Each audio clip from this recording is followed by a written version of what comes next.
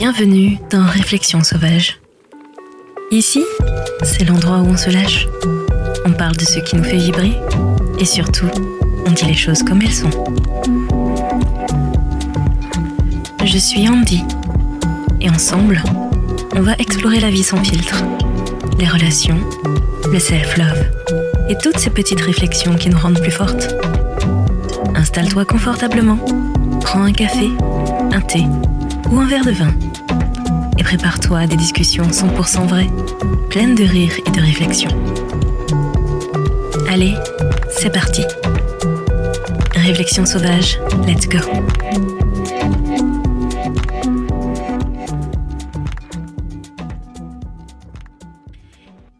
Épisode hors série. Sujet d'actualité. Infidélité virtuelle, like innocent ou adultère 2.0. Je sais, ça vous fait tout drôle de passer d'un hors-série spécialité à un hors-série sur l'infidélité virtuelle. Mais il faut qu'on en parle. Alors dites-moi les amis, à partir de quel moment on considère que Kevin, 32 ans, responsable logistique et pro des émojis clin d'œil, est officiellement en train de tromper sa chérie? Parce que moi, je veux bien qu'on m'explique. Un petit like sur la photo d'une meuf en bikini à Dubaï, c'est grave, docteur? Un « haha, t'es trop drôle » en DM à son ex, est-ce que ça mérite le conseil de discipline? Non, parce qu'entre les abonnements douteux à des comptes qui s'appellent Fitness Girl 91 et les conversations un peu trop mignonnes à 23h47, il y a quand même un vrai flou artistique dans cette affaire. Alors aujourd'hui, on va en parler sans crier, sans juger, juste entre nous avec amour, humour et un peu de lucidité.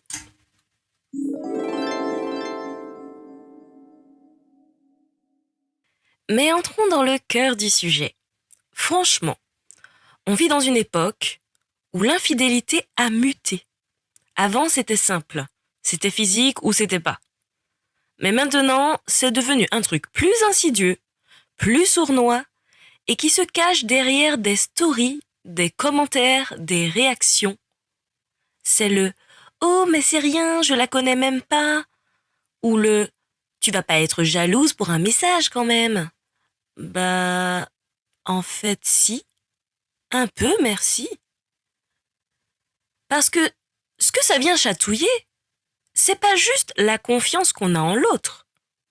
C'est aussi la confiance qu'on a en soi-même. On se dit, pourquoi il a besoin d'aller chercher ailleurs des petits shoots d'attention? Comme si mon existence, mes blagues nulles et mes pâtes carbo maison ne suffisaient plus à nourrir l'ego de monsieur? Mais attention, hein. Je dis pas que ton mec ou ta meuf n'a plus le droit d'avoir des interactions sociales.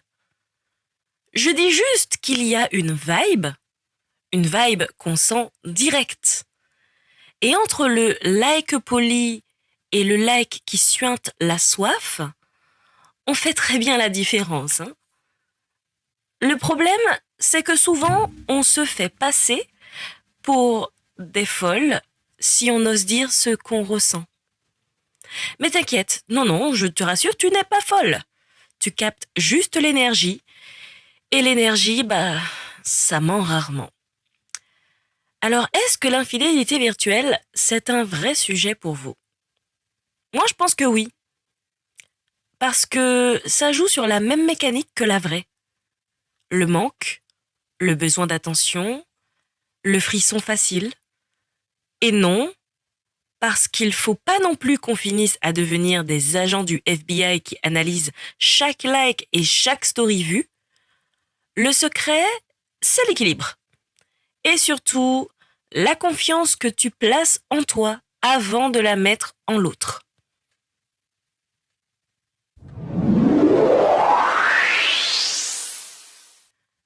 La minute réflexion sauvage. Je crois que le vrai sujet, c'est pas tant ce qu'il fait sur son téléphone que ce que toi, tu acceptes comme étant OK ou pas. Parce qu'on n'a pas toutes, ni tous, les mêmes limites. Personnellement, Un commentaire « Wow, DS » ou une photo random, je trouve ça gênant. Mais bon, ok. Par contre, des conversations nocturnes avec la meuf de son cours de yoga, ouais, là mon radar s'affole quand même. Et c'est ça qu'il faut assumer. Nos limites à nous, nos ressentis, nos standards.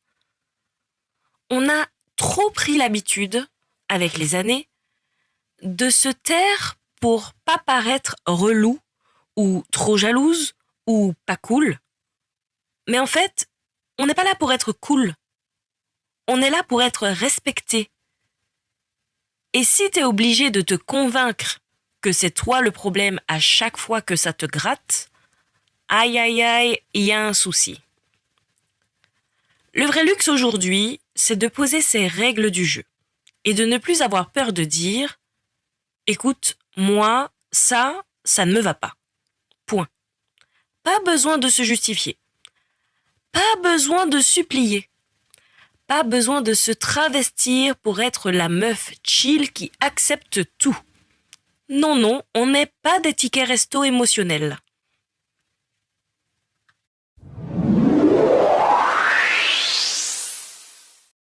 Les conseils sauvages. Alors voilà ce qu'on va faire.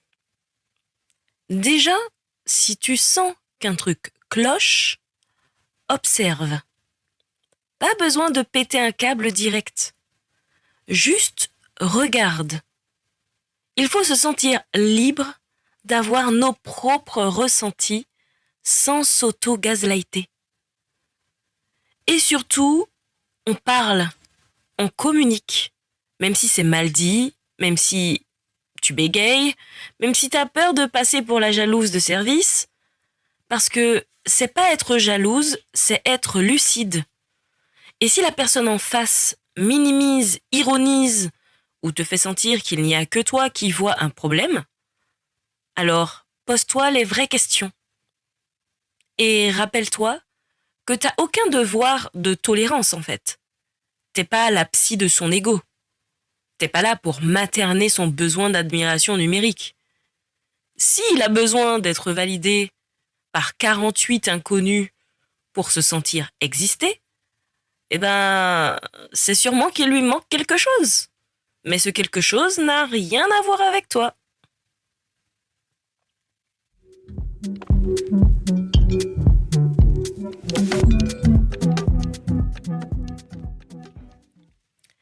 Alors oui, l'infidélité virtuelle existe. Et non, je vous vois venir là. Mais oui, je suis très bien placée pour en parler et pour juger. Parce que je l'ai vécu moi-même dans une ancienne relation. C'est parfois discret, parfois flagrant, parfois ambigu, ou parfois on se met des œillères.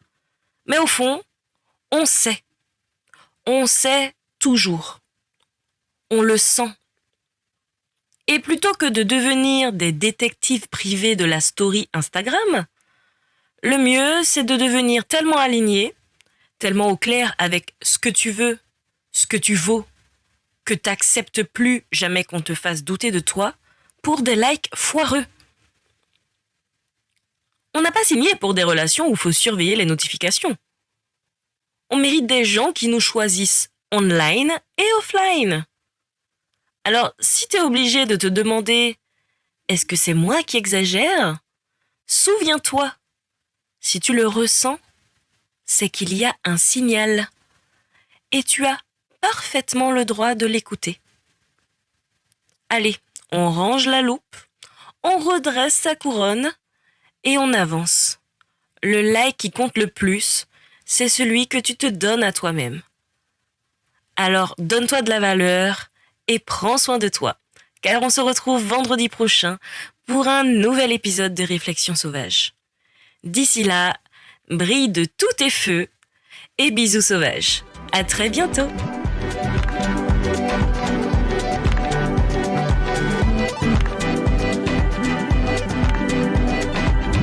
Et voilà, c'est tout pour cet épisode de Réflexions sauvages. J'espère que ça t'a fait sourire, réfléchir et peut-être même un peu bousculer.